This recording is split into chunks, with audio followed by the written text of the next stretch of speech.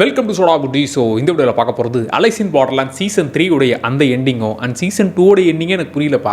அது என்னது அந்த பார்டர்லேண்டுங்கிறது எந்த இடம், எப்படி போயிட்டு வராங்க, அங்கே ஜெயிச்சா இல்லை உயிர் பொழைச்சா இவங்க திரும்பி எப்படி வராங்க, அந்த விஷயமே எனக்கு கொஞ்சம் கன்ஃபியூசிங்காக இருக்குது. முக்கியமாக சீசன் 3 உடைய எண்டிங்கு எனக்கு அது கொஞ்சம் புரியல. அது இல்லாமல் உசாகி எதுக்கு திரும்பியும் பார்டர்லேண்டுக்கு போனோம், அவங்க அப்பா தான் இறந்துட்டாருன்றது அவளுக்கே தெரியுமே, அப்புறம் எதுக்கு திரும்பி அங்கே போனோம், அதுவும் ப்ரொஃபஸர் பேச்சை கேட்டு எங்கே போனோம், இப்படின்னு சில குழப்பங்கள்லாம் இருக்குங்கிற மாதிரி சொல்லியிருந்தீங்க. கடைசியில் அலைஸ்னு ஒரு பொண்ணு அப்படியே காமிச்சு முடிக்கிறாங்களே இந்த பேரோட.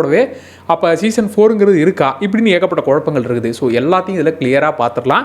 அண்ட் இந்த சீசன் 3 நடத்துகிறாங்க தெரியுமா, 2 பேர் ஜோக்கர் கார்டை கொடுத்து வாடா தம்பி உள்ளே வந்துரு இந்த கேம்குள்ளே வந்துருங்கிற மாதிரிலாம் சொன்னாங்களே, அவங்களாம் யாருங்கிறத டீட்டெயிலாக பார்த்துடலாம். இந்த சீசன் 2 எண்டிங் அதுலேயே கிளியராக சொல்லியிருப்பாங்க. இந்த பார்டர்லேண்ட் அப்படிங்கிற இடம் லைஃபுக்கும் டெத்துக்கும் நடுவில் இருக்கிற இடம். அதாவது சீசன் 1 and 2 மொத்தமுமே ஒரு நிமிஷம் நடந்த கதைன்னு சொன்னால் நம்ப முடியுமா? அதுதான் உண்மை.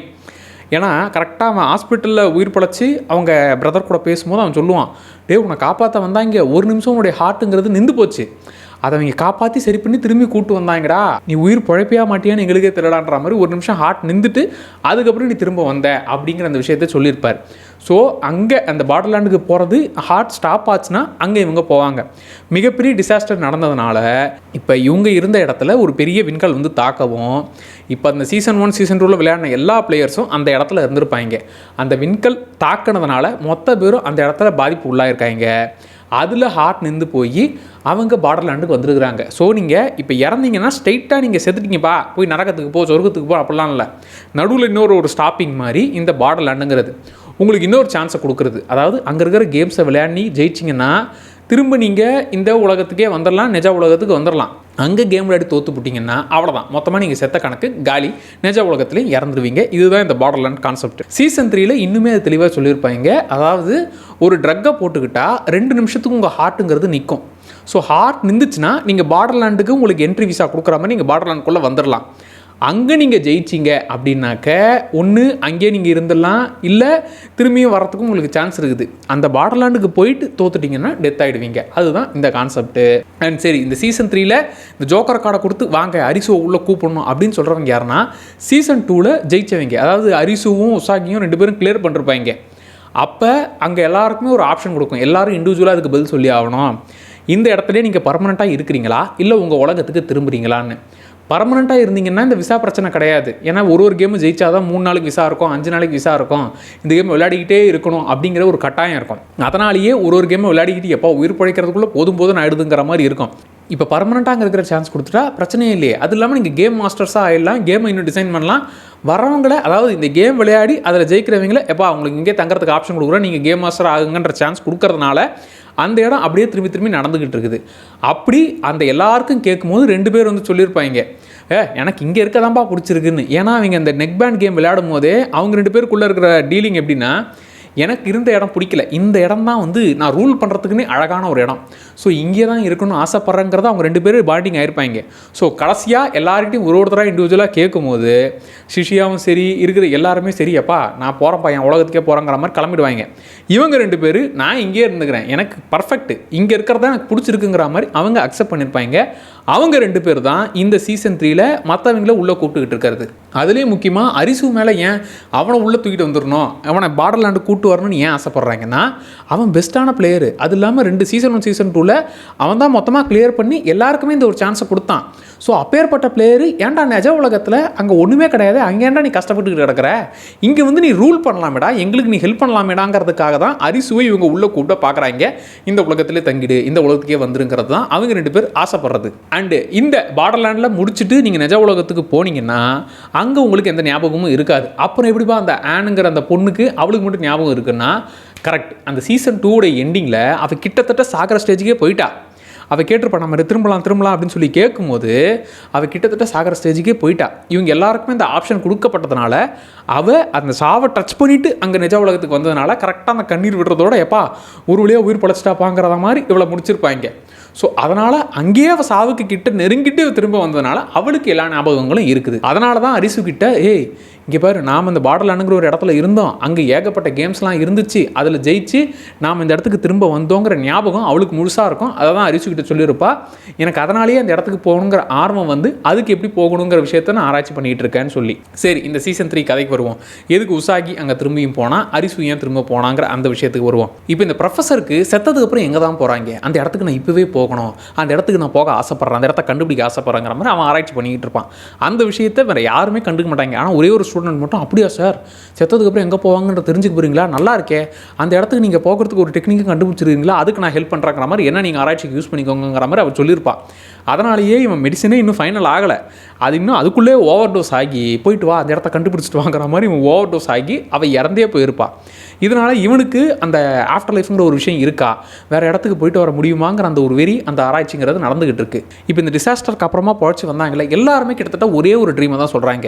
இந்த இடத்துல ஏகப்பட்ட கேம்ஸ் இருந்திருக்கு, அங்கே கிட்டத்தட்ட நாங்கள் ஜெயிச்சு திரும்ப வந்திருக்கோம், அதாவது அவங்களுக்கு கொஞ்சம் கொஞ்சமாக ஞாபகம் இருக்காது, அங்கே ஃபயர் ஒர்க்ஸை பார்த்தோம் இப்படிங்கிற மாதிரி விஷயங்கள் சொல்ல. அப்போ எல்லாருமே கிட்டத்தட்ட ஒரே இடத்த பார்த்துட்டு வந்திருக்காங்க. இவங்க எல்லாம் கிட்டத்தட்ட சாவு நெருங்கிட்டு வந்திருக்கிறாங்க.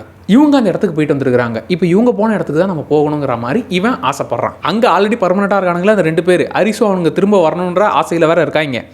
இவன் ஆல்ரெடி ரொம்ப ஆர்வத்தில் இருக்கிறாங்க பார்டர்லாண்டுக்கு வந்தே திருணும்னு. ஸோ இவனை யூஸ் பண்ணிக்கிட்டு உசாகி உள்ளே கூட்டு வந்துடலாம். அவன் வந்தான்னா ஆட்டோமேட்டிக்காக அரிசும் உள்ளே வந்து தானே ஆகணும் அப்படிங்கிறது அவங்களுடைய பிளான். இப்போ இவன் இந்த விஷயங்கள்லாம் இவன் ஆராய்ச்சி பண்ணுறதுனால உசாகி ஈஸியாக மேனிப்புலேட் பண்ண முடியும். ஸோ அவகிட்ட அவள் ஆல்ரெடி அவங்க அப்பாவை மிஸ் பண்ணிக்கிட்டு இருக்கா. ஐயோ எங்கள் அப்பாவை நான் திரும்ப பார்க்கவே முடியாது, அவர் மொத்தமாக போயிட்டாரே அப்படிங்கிற அந்த அப்பாவை இழந்த சோகத்தில் இருக்கா. உங்கள் அப்பாவை வந்து நீ ஒரு ஆபத்தான ட்ரீமில் நீ பார்க்கலாம், அந்த ட்ரீம் ஸ்டேட்டில் அவரை நீ மீட் பண்ண முடியும், திரும்பவும் மீட் பண்ண முடியுங்கிறதுனாலேயே இந்த கேமு இந்த பார்டர்லாண்டுங்கிற விஷயத்தையே அவன் சொல்லாமல் இப்படி மேனிப்புலேட் பண்ணிட்டு இருக்கிறான். அங்கே இருக்கிறவங்க இந்த ப்ரொஃபஸர் கிட்ட இதை பாரு, இந்த ஒரு ட்ரக்கை மட்டும் அவளை எடுத்துக்க வச்சிரு, மற்றதை நாங்கள் பார்த்துக்குறோம், அவளை நீ கூட்டு வந்துட்டோன்னா உன்னை நாங்கள் கூட்டு வந்துடுறோம், அதே மாதிரி நீ இங்கே மொத்தமாக தங்கலாம் அப்படின்னு ஆஃபரை அவனுக்கு கொடுக்க, உசாகி இவன் எப்படியோ பிரெயின் வாஷ் பண்ணி இந்த ட்ரக்கையும் போட்டுக்கிட்டு திரும்பியும் கூட்டு வந்தாச்சு. உசாகிக்கும் அரிசுக்கும் லைட்டாக ஏதோ இந்த இடம்லாம் பார்த்துருக்குற ஞாபகம் இருக்குங்கிற மாதிரி இருக்குது.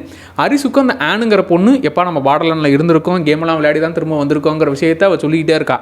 இப்போ அவங்க ஒய்ஃபும் அங்கே போயிட்டா அப்படின்னும் போது, அது இல்லாமல் அந்த ஜோக்கர் கார்டு வச்சுருக்காங்கன்னும் போது இவ பேசாமல் ஆன்கிட்டே வந்து இந்த மாதிரி நடந்துருச்சு, என்னை எப்படியாச்சும் காப்பாற்ற போனால் அப்போ தான் அவள் தெளிவாக சொல்கிறா, ஹார்ட் ஸ்டாப் ஆச்சுன்னா பார்டர்லாண்டுக்கு போகிறதுக்கான ஒரு விஷயம் நடக்கும். ஸோ உனக்கு இந்த ஹார்ட் ஸ்டாப் ஆகிறது இந்த ட்ரக்கை நான் போடுறேன், 2 மினிட்ஸ் உன்னால் அங்கே போக முடியும், அந்த 2 மினிட்ஸில் நீ அவளை காப்பாற்றணும். எப்படி 2 நிமிஷத்தில் காப்பாற்றுறதுனா இங்கே தான் டைமு. ஏன்னா சீசன் 1 சீசன் 2ங்கிறது மொத்தமாகவே 1 நிமிஷம் தான் நடந்திருக்குது. இப்போ அவள் அங்கே போனான்னா அந்த 2 நிமிஷங்கிறது 2 வருஷமாக கூட அங்கே இருக்கலாம்.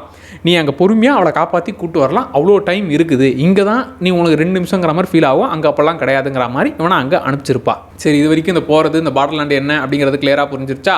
சரி, இப்போ அந்த கிளைமேக்ஸ் எபிசோடுக்கு வரேன். இந்த 6வது எபிசோடில் இந்த ஜோக்கருங்கிற கேரக்டர் வந்திருப்பானே, அவன் ஜோக்கர் தானா அப்படின்னா, அவன் தான் இந்த இடத்த கிட்டத்தட்ட மொத்தமாக பாதுகாக்கிற ஒரு காவலன் மாதிரி அவன். ஸோ இதில் இந்த பர்மனெண்ட்டாக இருந்தவன் அரிசு இங்கே வந்தே ஆகணும், அரிசு இங்கே தங்கியே ஆகணும்னு அவன் மிஸ்யூஸ் பண்ணதுனால, அது இல்லாமல் அவன் தங்கவே மாட்டேன்றான், என் ரியல் வேர்ல்டுக்கு நான் போகிறேன்டான்னு அவன் சொல்லியும் அவனை போட்டு தள்ள போனதுனால, தம்பி நீ ரூல்ஸையே மதிக்கலை, உனக்கு இங்கே பர்மனெண்ட்டாக இடம் கொடுத்துருக்கேன், கேம் மாஸ்டராக ஆயிருக்கிற, ஆனாலும் இஷ்டமேனிக்கு நீ இந்த ரூலை மிஸ்யூஸ் பண்ண பார்த்துருக்கேன்னு சொல்லி அவனையே போட்டு தள்ளியாச்சு. அப்போ நீ தான் அந்த கடவுளா, நீ தான் அந்த ஜோக்கரா அப்படின்னா, வா கடைசியாக ஒரு கேம் விளையாடலாம். அதாவது இந்த கேமில் அவன் உன்னை மிஸ்யூஸ் பண்ண பார்த்துருக்கான், அதனால் உனக்கு ஒரு சான்ஸ் தரங்கிற மாதிரி மொத்த இடத்தையுமே ஃப்ரீஸ் பண்ணிருப்பான். அது வரைக்கும் மற்றவங்க யாராலையும் அதை பண்ண முடியாது. ஸோ மொத்தமாக அந்த நடந்துருக்கிற இடத்தையே மொத்தமாக ஃப்ரீஸ் பண்ணி இவன் கேம் விளையாட பார்ப்பான். கார்டில் நீ எடுக்கிற கார்டுங்கிறது ஜோக்கராக இருந்துச்சுன்னா நான் சொல்கிறத நீ கேட்டு தான் ஆகணும். அவனுடைய முடிவு டெத்துக்கு தான் அவனை தள்ளி ஆகணுங்கிறது. ஆனால் வந்திருக்கிறது 2 ஜோக்கர். அப்போ தான் டேய் நீ எவ்வளோ பெரிய லக்கி தெரியுமாடா உனக்குங்கிற விஷயத்தை சொல்லுவான். அதாவது இந்த மொத்த கார்ட்ஸும் இவங்க உலகத்தில் இருக்கிற அந்த 1 வருஷ கணக்கும் சேமுங்கிறத அப்போ தான் எக்ஸ்பிளைனே பண்ணுவான். இந்த கார்டை பேஸ் பண்ணி தான் நாங்கள் கேம் டிசைன் பண்ணுறோம், இந்த பார்டர்லாண்டில் கார்டு பேஸ் பண்ணி தான் எல்லா கேம்ஸும் இருக்குங்கிறது. மொத்த கார்ட்ஸை நீ கூட்டின அப்படின்னா அதில் இருக்கிற நம்பர்ஸ் மொத்தத்தையும் டோட்டல் பண்ணனா 364ங்கிறது வரும். இந்த ஜோக்கருங்கிறது இந்த விஷயத்தை ஃபில் பண்ணுறது, உங்கள் வருஷத்தை ஃபில் பண்ணுறது. ஸோ 364ங்கிறது டோட்டல் நம்பர் இருக்கா, ஒரு ஜோக்கரை நான் சேர்த்தனா 365 டேஸ், 1 வருஷம் கணக்கு. இன்னொரு ஜோக்கர் சேர்த்தனா லீப் இயர், 4 வருஷத்துக்கு ஒரு தடவை வருமே, அந்த ஒரு விஷயம் இன்னொரு ஜோக்கரை சேர்க்கும் போது நடக்கும். உனக்கு இப்போ 2மே ஜோக்கராக வந்திருக்குங்கிறது அதிசயமாக ஒன்று நடந்திருக்கு. அப்போ நீ ரொம்ப ஸ்பெஷலானவன். ஸோ ஒரு ஜோக்கர் வந்திருந்தா நான் சொல்கிறதா நீ கேட்டாகணும். இன்னொன்று நீ எடுத்து ஜோக்கருங்கிறதுனால நீ ஒரு விஷயத்தை முடிவெடு, நான் உனக்கு ஆப்ஷன் கொடுக்குறேன். இங்கே டெத் இருக்குது, இங்கே திரும்பியும் லைஃப் இருக்குது, நடுவில் இருக்கிற பார்டர்லாண்டில் நீ இருக்கிற, எதை சூஸ் பண்ண போகிற? டெத்துக்கு போயிட்டுனா உனக்கு வழி இல்லை, எந்த ஒரு பிரச்சனையுமே இல்லை, அங்கே நிம்மதியாக கிடக்கலாம்.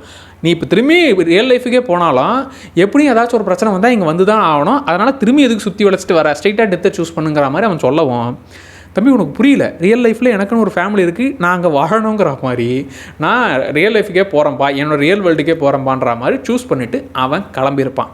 அந்த இடத்தையே பாதுகாக்கிறவன், டேய் இங்கே ரொம்ப ஸ்பெஷலானவன்டா, அதனால தான் உன்னை இங்கே திரும்பி கொண்டு வர பார்த்துருக்குறாங்க, எனக்கு நீ இங்கே வந்து விளையாடணும், இங்கே பர்மனெண்ட்டாக இருக்கவங்கலாம் ஆசை இல்லை, நீ டெத்தை சூஸ் பண்ணுற அப்படிங்கிற மாதிரி எல்லாருக்குமே நான் அதுதான் சொல்லுவேன். நீ வேணால் சூஸ் பண்ணிக்கோ, பட் நீ ஜோக்கர் கார்டு இன்னொன்றும் ஜோக்கராக இருந்ததுனால உனக்கு இந்த ஆப்ஷன் தரங்கிற மாதிரி திரும்ப அவனை அமைச்சிருப்பார் ரியல் வேர்ல்டுக்கு. சரி, இப்போ சீசன் 4 இருக்குமா அப்படின்னா அங்கேயே அவர் ஹிண்ட் கொடுத்துருப்பார், மிகப்பெரிய ஒரு அசம்பாவிதம் நடக்க போகுது, அடுத்தடுத்து மிகப்பெரிய விஷயங்கள் நடக்க போகுது, இங்கே ஏகப்பட்ட பேர் வரப்போகிறாங்க. ஸோ இங்கே வரப்போகிறாங்கன்னா அந்த பெரிய டிசாஸ்டர் நடந்தால் தான் இங்கே வர முடியும். அதாவது ஏகப்பட்ட பேர் அப்பப்போ இந்த ஹார்ட் ஸ்டாப் ஆகி ஏதாச்சும் ஒரு பிரச்சனை வந்து ஒருத்தராக வர்றது வேற.